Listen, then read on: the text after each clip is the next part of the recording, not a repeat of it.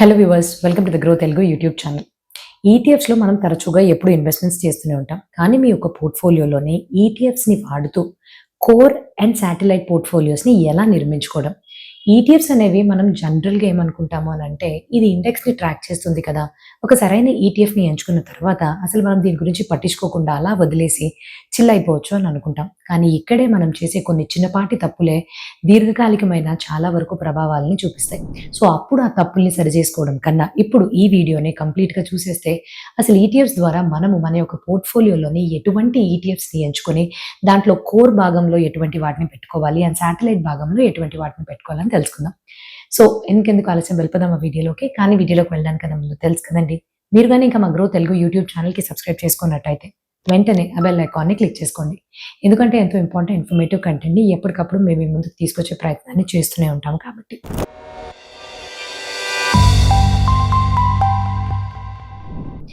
నేను CA Hiranmayi and ఈరోజు మనం చూడబోయే టాపిక్ ఒక ఈటీఎఫ్స్ ద్వారా ఈటీఎఫ్స్ని వాడుతూ శాటిలైట్ పోర్ట్ఫోలియోని ఎలా నిర్మించుకోవడం. సో దీనికన్నా ముందు మనం అసలు ఈటీఎఫ్స్ అంటే ఏంటని ఇంకొకసారి చాలా త్వరగా తెలుసుకుందాం. ఈటీఎఫ్స్ అంటే ఎక్స్చేంజ్ ట్రేడెడ్ ఫండ్స్. స్టాక్స్ లానే stock markets or stock exchanges పైన ఈటీఎఫ్స్ అనేవి ట్రేడ్ అవుతూ ఉంటాయి. సో ఈటీఎఫ్స్ అనేది ఒక బుట్ట లాంటిది. సో ఈ బుట్టలోని ఏ రకాల వస్తువులు అంటే ఒక కలగలిపిన వస్తువులు ఉండొచ్చు. ఆ వస్తువులు స్టాక్స్ అవ్వచ్చు, కమోడిటీస్ అవ్వచ్చు, బాండ్స్ అవ్వచ్చు. కమోడిటీస్ అంటే గోల్డ్ అండ్ సిల్వర్ అవ్వచ్చు, లేకపోతే ఇంటర్నేషనల్ స్టాక్స్ అవ్వచ్చు. యూజువల్గా ఈటీఎఫ్స్ని మనం ఎందుకు ఎంచుకుంటాం? ఎప్పుడైతే మనం డైవర్సిఫై చేసుకోవాలి అని అనుకుంటామో అప్పుడు మనం ఈటీఎఫ్స్లోని మన మనీని, మన డబ్బుల్ని తీసుకెళ్లి పెట్టుబడి చేస్తాం. సో ఇక్కడతో ఆగిపోకుండా ఒక ఈటీఎఫ్ అనేది ఏదో ఒక ఇండెక్స్ అంటే అది నిఫ్టీ 50 అవ్వచ్చు, లేకపోతే బిఎస్సికి సంబంధించిన ఇండెక్స్ అవ్వచ్చు, వీటిని ట్రాక్ చేస్తూ అక్కడ ఉండే స్టాక్స్ ఎలాగైతే ఇన్వెస్ట్మెంట్స్ జరుగుతాయో ఈటీఎఫ్స్లో కూడా అదే విధంగా ఇన్వెస్ట్మెంట్స్ అనేవి జరుగుతాయి. సో దీన్ని మనం ప్యాసివ్ ఫండ్స్ అని అంటాం. అంటే యాక్టివ్ ఫండ్స్ అంటే ఎప్పటికప్పుడు ఫండ్ మేనేజర్స్ ఇక్కడ చూసి నిర్ణయాలు తీసుకోవడం లాంటివి ఈటీఎఫ్స్లో ఉండవు. ఇది passive funds. So expense ratio అనేది ఒక యాక్టివ్ ఫండ్తో పోలిస్తే ప్యాసివ్ ఫండ్కి చాలా తక్కువ ఉంటుంది. సో ఈటీఎఫ్స్ వల్ల మనకు వచ్చే లాభాలు ఏంటి? మ్యూచువల్ ఫండ్స్ లానే వీటి వల్ల మనకి డైవర్సిఫికేషన్ అనే లాభం లభిస్తుంది. స్టాక్ మార్కెట్స్లో స్టాక్స్ ఎలాగైతే ట్రేడింగ్ అయి లిక్విడిటీని ఇస్తాయో ఈటీఎఫ్స్ కూడా స్టాక్ ఎక్స్చేంజెస్ పైన ట్రేడ్ అవుతాయి కాబట్టి లిక్విడిటీ అనేది ఉంటుంది. అండ్ మూడోది ఎక్స్పెన్స్ రేషియో అనేది యాక్టివ్ ఫండ్స్ కన్నా చాలా తక్కువ ఉంటాయి. కాకపోతే మన సబ్జెక్ట్ డిస్కషన్లోకి వచ్చేద్దాం. ఈటీఎఫ్స్ అనేవి రైట్వి ఎంచుకోవడానికన్నా కూడా ముఖ్యమైన విషయం ఏంటి అని అంటే ఎంచుకున్న ఈటీఎఫ్స్ని మీ పోర్ట్ఫోలియో నిర్మించుకోవడంలోని ఎలా వాడుకోవాలి, ఏ ఈటీఎఫ్స్ అనేవి కోర్లోకి వెళ్ళాలి, ఏ ఈటీఎఫ్స్ అనేవి శాటిలైట్ భాగంలోకి వెళ్ళాలి. అసలు కోరు శాటిలైట్ ఈ పర్టికులర్ కాన్సెప్ట్స్ ఏంటి? ఎప్పుడు కూడా ఒక పోర్ట్ఫోలియోని మనం రెండు భాగాలుగా విడదీస్తాం. ఒకటి కోర్, ఇంకొకటి శాటిలైట్. కోర్ అనేది ఏదైతే పోర్ట్ఫోలియోలో మీరు ఇన్వెస్ట్మెంట్ చేసే భాగం, ఈ కోర్ భాగంలో ఏవైతే మీరు ఇన్వెస్ట్ చేస్తారో అది మీకు స్థిరత్వాన్ని ఇస్తుంది. మార్కెట్స్ వాలటైల్గా మారిపోయినప్పటికీ కూడా స్థిరంగా మీకు ఆదాయాన్ని ఈ కోర్ పోర్ట్ఫోలియోనే తెచ్చిపెడుతుంది. సో ఇందులోనే దాదాపుగా మీరు పెట్టే 100%లోని 70-80% వరకు కోర్కే మనం అలొకేట్ చేస్తాం. రిస్క్ తక్కువ, డైవర్సిఫికేషన్ ఎక్కువ, స్థిరత్వం ఎక్కువగా ఉండేలా చూసుకుంటాం. రెండవది శాటిలైట్. సో ఈ శాటిలైట్ పోర్ట్ఫోలియోలో 20-30% వరకు ఇన్వెస్ట్మెంట్స్ చేస్తాం. ఈ 20-30% చేసే ఈ పెట్టుబడి నుంచి మనకి ఎక్కువ రిటర్న్స్ అనేవి జనరేట్ అనేవి అవుతున్నాయి. సో ఇప్పటిదాకా మనం మ్యూచువల్ ఫండ్స్ ద్వారానే ఒక కోర్ అండ్ శాటిలైట్ పోర్ట్ఫోలియోని ఏర్పరచుకునే విధం చూసాం కదా. ఇంట్రెస్టింగ్ ఫ్యాక్ట్ ఏంటి అని అంటే ఈటీఎఫ్స్ని వాడుతూ కూడా మనం ఒక శాటిలైట్ పోర్ట్ఫోలియోని తయారు చేయొచ్చు. అయితే అసలు కోర్లోకి ఎటువంటి ఈటీఎఫ్స్ వెళ్ళాలి అనేది మొట్టమొదటిగా తెలుసుకుందాం. సో నేను ఇదివరకు చెప్పినట్టుగానే దీర్ఘకాలికమైన టైంకి మీకు స్థిరత్వాన్ని ఇవ్వడానికి కోర్ అనేది చాలానే ఉపయోగపడుతుంది. సో ఈ కోర్లో ఎటువంటి ఈటీఎఫ్స్ని మీరు ఎంచుకోవాలంటే ఏవైతే ఈటీఎఫ్స్ మొత్తం మార్కెట్ని ట్రాక్ చేస్తాయో, లైక్ నిఫ్టీ 500 కావచ్చు, బిఎస్సి 500 కావచ్చు, నిఫ్టీ టోటల్ రిటర్న్ ఇండెక్స్ కావచ్చు, నిఫ్టీ లేదా బిఎస్సి మిడ్ క్యాప్ 150 కావచ్చు, లేకపోతే నిఫ్టీ లేదా బిఎస్సి స్మాల్ క్యాప్ 250 ఇండెక్స్ కావచ్చు. సో మీ యొక్క రిస్క్ని బట్టి పోర్ట్ఫోలియోని నిర్మించుకునేటప్పుడు ఇటువంటి ఈటీఎఫ్స్ని తీసుకెళ్లి మీరు కోర్లో కూడా పెట్టుకోవచ్చు. సో మొట్టమొదటి మనం నిఫ్టీ 100 గురించి చూద్దాం.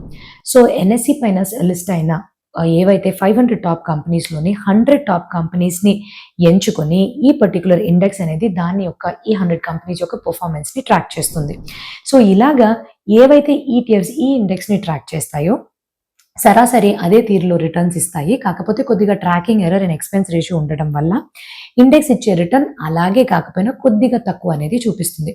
అయితే ఈ పర్టిక్యులర్ నిఫ్టీ 100ని ఫాలో అయ్యే ఈటీఎఫ్స్ ఇచ్చిన 1 ఇయర్ రిటర్న్ గాని చూస్తే 10.24% ఉంది 1 ఇయర్‌లో. అదే 5 ఇయర్స్ రిటర్న్ గాని చూస్తే ఇదే ఈటీఎఫ్ 14.91% రిటర్న్ అనేది ఇచ్చింది. ఇప్పుడు మనం ఇదే కేటగిరీలోని పాస్ట్ 5 ఇయర్స్‌లో టాప్ 3 ఈటీఎఫ్స్ విషయానికి గాని వచ్చినట్టయితే ఎల్ఐసి ఎంఎఫ్ నిఫ్టీ 100 ఈటీఎఫ్ 13.68% ఇచ్చింది. ఐసిఐసిఐ ప్రుడెన్షియల్ నిఫ్టీ 100 ఈటీఎఫ్ 13.47% ఇచ్చింది. నిపాన్ ఇండియా ఈటీఎఫ్ నిఫ్టీ 100 13.41% ఇచ్చింది. సో నెక్స్ట్ మనం నిఫ్టీ 500 చూద్దాం. సో ఎన్ఎస్సి మార్కెట్లోని లిస్ట్ అయిన టాప్ కంపెనీస్ నుంచి 500 టాప్ కంపెనీస్ని తీసుకుని దీని యొక్క పర్ఫార్మెన్స్ని ట్రాక్ చేసే ఇండెక్సే నిఫ్టీ 500. ఈ నిఫ్టీ 500 లాస్ట్ 1 ఇయర్ కి ఇచ్చిన రిటర్న్ 7.76%, 5 ఇయర్స్ కి ఇచ్చిన రిటర్న్ 16.88%. ఏవైతే ఈటీఎఫ్స్ ఈ ఇండెక్స్ ని ట్రాక్ చేస్తాయో సరాసరి ఇంచుమించుగా అంతే రిటర్న్స్ ని ఇస్తాయి. కాకపోతే ఇక్కడ ట్రాకింగ్ ఎర్రర్ అండ్ ఎక్స్‌పెన్స్ రేషియోని మినహాయించిన తర్వాత రిటర్న్స్ అనేవి లభిస్తాయి. ఈ పర్టికులర్ ఇండెక్స్ ని ట్రాక్ చేసే ఓన్లీ ఏకైక ఈటీఎఫ్ ఏంటి అని అంటే మోతీలాల్ ఒస్వాల్ నిఫ్టీ 500 ఈటీఎఫ్. సెప్టెంబర్ 2023లోని దీన్ని ప్రవేశపెట్టారు. అప్పటి నుంచి ఇప్పటిదాకా రిటర్న్స్ పరంగా కానీ చూస్తే 15.73% రిటర్న్స్ ని ఇచ్చింది. నెక్స్ట్ ఇండెక్స్ అయిన Nifty mid cap 150 index. So Nifty mid cap 150 అని అంటే ఏవైతే కంపెనీస్ 500 కంపెనీస్లోని ర్యాంకింగ్ ప్రకారంగా 101 నుంచి మొదలై 250 ర్యాంక్ వరకు ఏవైతే కంపెనీస్ దాని యొక్క మార్కెట్ క్యాపిటలైజేషన్ మీద ఈ ర్యాంకింగ్ అనేది లభిస్తుందో వాటిని మనం మిడ్ క్యాప్ కంపెనీస్ అని అంటాం.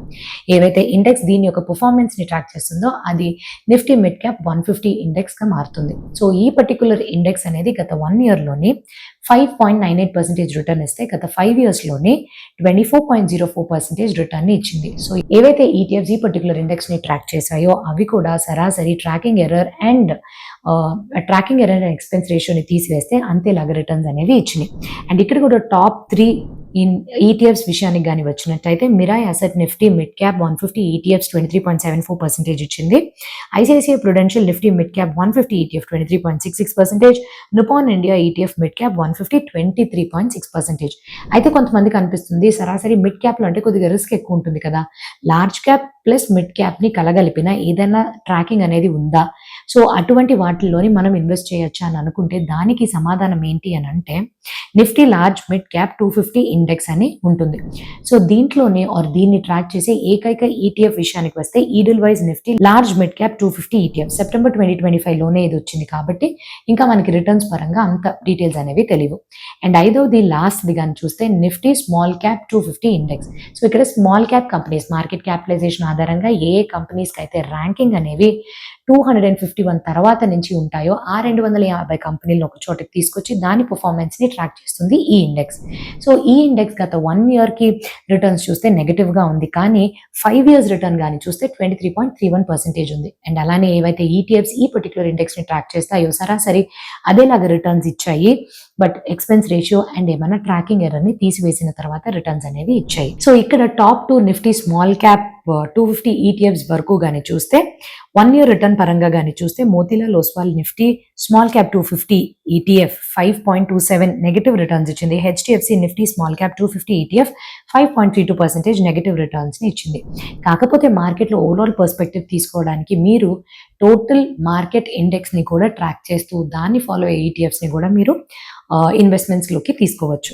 సో ఇప్పుడు నేను ఏదైతే ఇక్కడ చెప్పానో ఈ నిఫ్టీ కానీ బిఎస్సి కానీ ఇదర్ 100 నిఫ్టీ 100 లేకపోతే నిఫ్టీ 500 కావచ్చు, మిడ్ క్యాప్ కంపెనీస్ కావచ్చు, large and mid cap combination index కావచ్చు, లేకపోతే స్మాల్ క్యాప్ ఇండెక్స్ కావచ్చు, మీ యొక్క రిస్క్ తీసుకునే మీ యొక్క తీరు అండ్ మీకు కావాల్సిన లక్ష్యాల్ని చేరుకోవడానికి పోర్ట్ఫోలియోలో నిర్మించుకునేటప్పుడు కోర్ పోర్ట్ఫోలియోలో వీటిని వాడచ్చు. Core portfolio okay. అయితే ఈ శాటిలైట్ భాగంలోకి ఎటువంటి ఈటీఎఫ్స్ రావాలి? శాటిలైట్ అనేది కోర్ పోర్ట్ఫోలియోని దాటుకుని అతి తక్కువ ఇన్వెస్ట్మెంట్లోని అత్యంత అధికంగా రిటర్న్స్ తెచ్చిపెట్టగలిగిన భాగం అనమాట. సో దీనికి మనం ఎటువంటి ఈటీఎఫ్స్లో వేయాలి అని అంటే ఏవైతే ఈటీఎఫ్స్ థీమాటిక్ అండ్ సెక్టోరల్ ఫండ్స్ని ట్రాక్ చేస్తాయో, సో ఎప్పుడు కూడా థీమాటిక్ అండ్ సెక్టోరల్ ఫండ్స్ అంటే ఇవి వాలటాలిటీకి ఎక్కువగా గురవుతూ ఉంటుంది. సో మనం ఏదో ఈటీఎఫ్స్లో పెట్టేసామా అని అది అలాగే వదిలేయకుండా వివిధ రకాల కారణాలపైన బిజినెస్ సైకిల్స్ కావచ్చు, ఆర్థిక విషయాలు కావచ్చు, కావచ్చు, సమస్యలు కావచ్చు అండ్ బిజినెస్ ఆపరేట్ చేస్తున్న వాతావరణం కావచ్చు, ఇవన్నీ మారడం వల్ల ఎప్పటికప్పుడు వాలటాలిటీకి గురవుతాయి. కాబట్టి ఇటువంటి సెక్టారల్ అండ్ థీమాటిక్ ఫండ్స్‌లో, ఈటీఎఫ్స్‌లో ఇన్వెస్ట్‌మెంట్స్ చేసినప్పుడు రైట్ వన్‌ని అంటే ఇది సరైనది ఎంచుకోవడమే కాకుండా సరైన టైంలోనే దానిలోకి వెళ్ళి మళ్ళీ ఎగ్జిట్ అవ్వడం అనేది చాలా ముఖ్యం. అప్పుడే మనకి అత్యంత అధికమైన ఆదాయం అనేది లభిస్తుంది. సో ఇది sectoral and thematic funds. So దీనితో పాటుగా మీరు గాని ఇంకా బాగా అసెట్ అలొకేషన్ పరంగా గాని మాట్లాడాలి, చూడాలి అని అనుకుంటే ఏవైతే ఈటీఎఫ్స్ అంటే మనం ఇప్పటిదాకా ఈటీఎఫ్స్‌ని కోర్ అండ్ శాటిలైట్ భాగంలోకి ఈక్విటీస్‌లో ఎక్కువగా ఇన్వెస్ట్‌మెంట్స్ చేసిన ఈటీఎఫ్స్ ప్రకారంగానే చూస్తున్నాము కదా! కానీ ఇక్కడ మనం తెలుసుకోవాల్సిన విషయం ఏంటి అనంటే ముఖ్యంగా ఈక్విటీస్ మాత్రమే కాకుండా వివిధ రకాల అసెట్ క్లాసెస్ అనేవి ఉంటాయి. ఏవైతే అసెట్ క్లాసెస్ అనేవి మార్కెట్ సరిగ్గా పెర్ఫార్మ్ చేయనప్పుడు మన రిస్క్‌ని తగ్గించే విధంగా ఉంటాయో అటువంటి అసెట్ క్లాసెస్‌లోని ఇన్వెస్ట్‌మెంట్స్ చేసే ఈటీఎఫ్స్‌ని కూడా మనం చూసుకోవాలి. సో ముఖ్యంగా అక్కడ గాని చూస్తే గోల్డ్ అండ్ సిల్వర్‌లోని ఇన్వెస్ట్‌మెంట్స్ అనేవి మన యొక్క రిస్క్‌ని తగ్గించడంతో పాటు మార్కెట్స్ అనేవి ఏదన్నా విపరీతమైన పరిస్థితుల్లోకెళ్తే ఇక్కడి నుంచి మనకి బ్యాలెన్స్ అనేది అవుతుంది. సో ఏవైతే ఈటీఎఫ్స్ గోల్డ్ అండ్ సిల్వర్‌లో ట్రాక్ చేస్తాయో గోల్డ్ అండ్ సిల్వర్ ఈటీఎఫ్స్ మన యొక్క మొత్తం అలొకేషన్‌లోని 10-20% వరకైనా ఈ పర్టిక్యులర్ అసెట్ క్లాస్‌లో ఉండే ఈటీఎఫ్స్‌లో మనం ఇన్వెస్ట్‌మెంట్స్ అనేవి చేయాలి.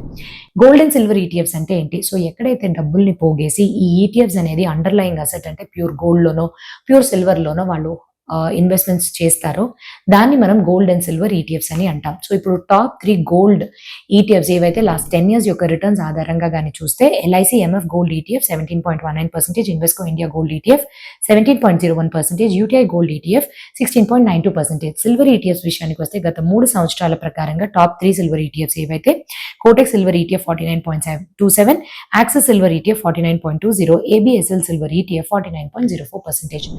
ఇవి మాత్రమే కాకుండా ఇంటర్నేషనల్ ఈటీఎఫ్స్ అనేవి ఉంటాయి. ఎక్కువగా మనం ఈక్విటీస్ గాని గోల్డ్ అండ్ సిల్వర్ ఈ అన్ని ఈటీఎఫ్స్ కూడా ఇది specific to a particular place. So ఇండియాకి సంబంధించిన వాటిల్లో మనం ఇన్వెస్ట్‌మెంట్ చేస్తున్నాం. ఏదైనా ఒక స్పేస్‌కి స్పెసిఫిక్‌గా వెళ్ళామనంటే రిస్క్ అనేది ఎక్కువగా ఉంటుంది అక్కడ. వీటిని మనం డైవర్సిఫై చేసుకుని రిస్క్‌ని తగ్గించుకోవాలి అనంటే మన దేశం కాకుండా పరాయ దేశాల్లో ఉండే స్టాక్ మార్కెట్స్ పైన లిస్ట్ అయిన కంపెనీస్‌లో ఇన్వెస్ట్‌మెంట్స్ చేసుకోవడం అనేది ఒక ఉచితమైన విషయం. సో అదే తీరులోనే ఇంటర్నేషనల్ ఈటీఎఫ్స్ ఇటువంటి అవకాశాన్ని మనకు కల్పిస్తాయి. సో ఇంటర్నేషనల్ ఈటీఎఫ్స్ కూడా మీ యొక్క పోర్ట్‌ఫోలియోలోని రిస్క్ డైవర్సిఫై చేసుకునే విధంగా 10-20% వరకు అలొకేషన్ ఉన్నట్టయితే తప్పకుండా మీ పోర్ట్‌ఫోలియో ఒక బ్యాలెన్స్డ్‌గా తయారవుతుంది. సో ఇప్పుడు టాప్ 5 ఇంటర్నేషనల్ ఈటీఎఫ్స్ గత 3 సంవత్సరాల యొక్క రిటర్న్స్ ఆధారంగా చూస్తే Mirae Asset NYSE FANG plus ETF 52.46% return ఇచ్చింది. Motilal Oswal MOST shares Nasdaq 100 ETF 34.91%, Mirae Asset S&P 500 top 50 ETF 31.72% ఇచ్చింది. Motilal Oswal Nasdaq Q50 ETF 19.58% ఇచ్చింది. నిపాన్ ఇండియా ETF హ్యాంగ్ సెంగ్ బీస్ 14.41% ఇచ్చింది. కాకపోతే ఇక్కడ ఆర్బీఐ వాళ్ళు ఓవర్సీస్ ఈటీఎఫ్స్‌లో ఇన్వెస్ట్‌మెంట్స్ చేసే దానిపైన ఒక క్యాప్ అనేది పెట్టారు. సో ఆంక్షలు పెట్టి లిమిటేషన్స్ అనేవి క్రియేట్ చేశారు. అది ఎలా ఉందంటే ఇండస్ట్రీ పరంగా క్యాప్స్ $7 బిలియన్ వరకు మాత్రమే ఇన్వెస్ట్‌మెంట్స్ ఉంటాయి. ప్రతి ఒక్క ఏఎంసీకి $1 బిలియన్ వరకు అండ్ సెపరేట్‌గా ఓవర్సీస్ ఈటీఎఫ్స్‌లో ఇన్వెస్ట్‌మెంట్స్ చేయడానికి ఒక $1 బిలియన్ వరకు క్యాప్‌ని విధించారు. సో ఇవ్వండి ఏవైతే ఈటీఎఫ్స్‌ని వాడుతూ మీ పోర్ట్‌ఫోలియోలో నిర్మించుకోవడానికి కోర్ వాటికి ఆర్ కోర్ భాగానికి ఎటువంటి ఈటీఎఫ్స్ వెళ్ళాలి అండ్ శాటిలైట్ భాగానికి ఎటువంటి ఈటీఎఫ్స్ వెళ్ళాలి అండ్ ఓవరాల్ పోర్ట్‌ఫోలియోలో కూడా ఈక్విటీస్ మాత్రమే కాకుండా మిగతా అసెట్ క్లాసెస్‌ని మీరు ఎంతవరకు ఇంక్లూడ్ చేసుకుని మీ యొక్క పోర్ట్‌ఫోలియోని బ్యాలెన్స్‌గా తయారు చేసుకోగలరు అనే విషయాన్ని మీకు క్లియర్‌గా తీసుకొచ్చానని అనుకుంటా. సో ఆన్ దట్ నోట్ ఇంకా మంచి వీడియోతో మీ ముందుకు రావడానికన్నా ముందు have a happy and safe investment. And ఈ వీడియో మీకు ఒక ఎడ్యుకేషనల్ కంటెంట్ కోసం మాత్రమే మీ ముందుకు తీసుకురావడం జరుగుతుంది. ఎటువంటి రికమెండేషన్స్ స్టాక్స్ పరంగా, ఈటీఎఫ్స్ పరంగా వీటిలోనే మీరు ఇన్వెస్ట్‌మెంట్స్ చేయాలి అని అంటే మేము ఎక్కడ కూడా చెప్పట్లేదు. మీరు కానీ నిర్ణయం తీసుకోవాలి అని అంటే మీ ఫైనాన్షియల్ అడ్వైజర్స్‌ని సంప్రదించుకున్న తర్వాత ఒక మంచి నిర్ణయాన్ని తీసుకోవాలని కోరుకుంటూ until then have a happy and very safe investment. Thank you.